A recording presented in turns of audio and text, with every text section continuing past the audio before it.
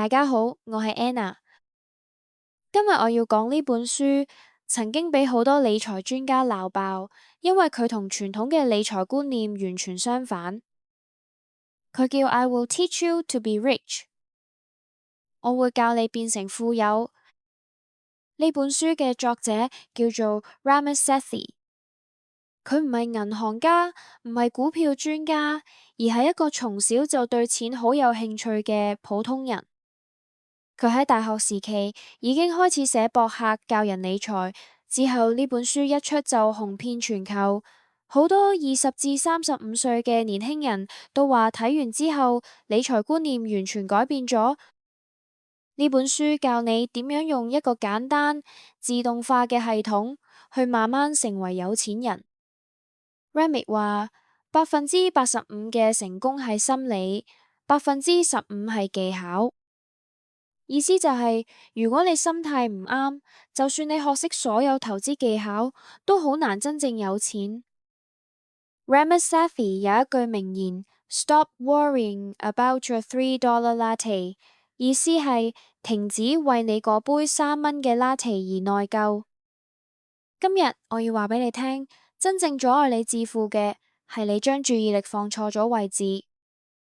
好，第一樣嘢。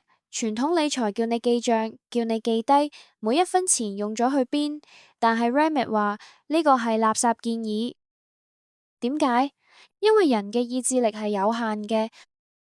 如果你每一日都要去諗我係咪可以買呢杯咖啡，你嘅人生會變得好沮喪。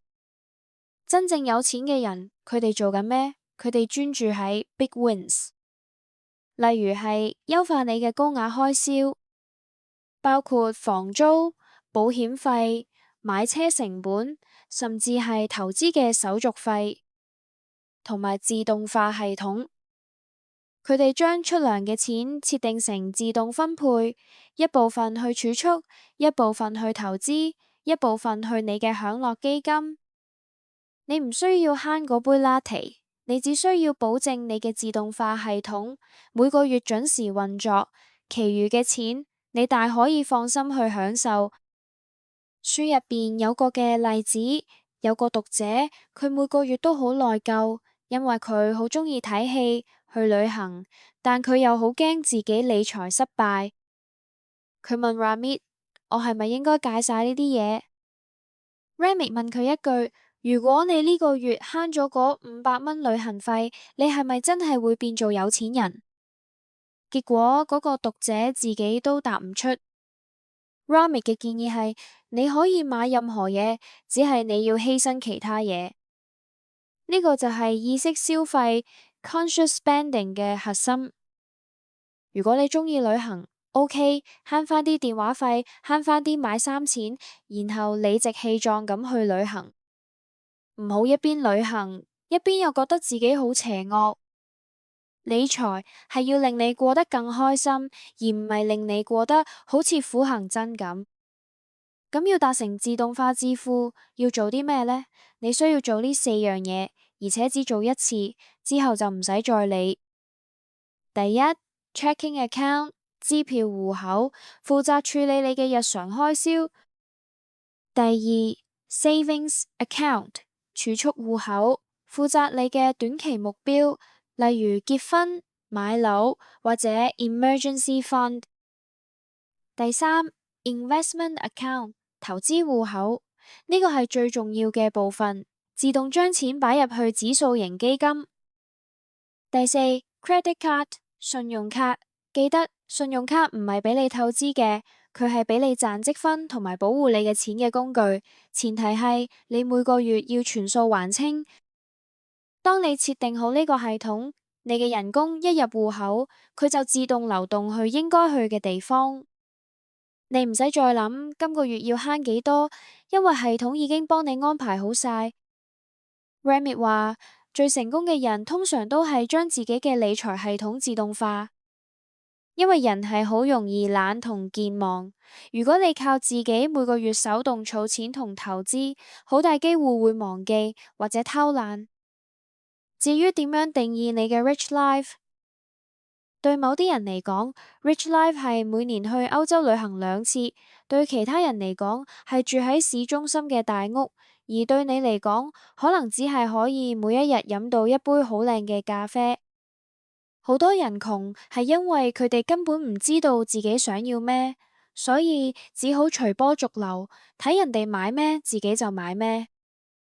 如果你可以勇敢咁承認，我願意為咗買呢樣嘢犧牲咗另一樣嘢，你已經比90%嘅人更有錢。書入面幾個令我印象深刻嘅觀點：第一，有錢人同埋睇落嚟有錢人係兩回事。好多人月薪高，但係因為生活開支都高，豪車、貴樓、名牌、旅行，結果永遠覺得自己冇錢。Ramit 話，真正有錢人通常生活都好簡單，因為佢哋知道自己真正鍾意嘅係乜。第二，你嘅第一份薪金最重要唔係幾多錢，而係你點樣用。好多香港年輕人第一份工人工可能唔高，但如果由第一日開始就自動儲蓄10%至15%，幾年之後已經同其他人有好大分別。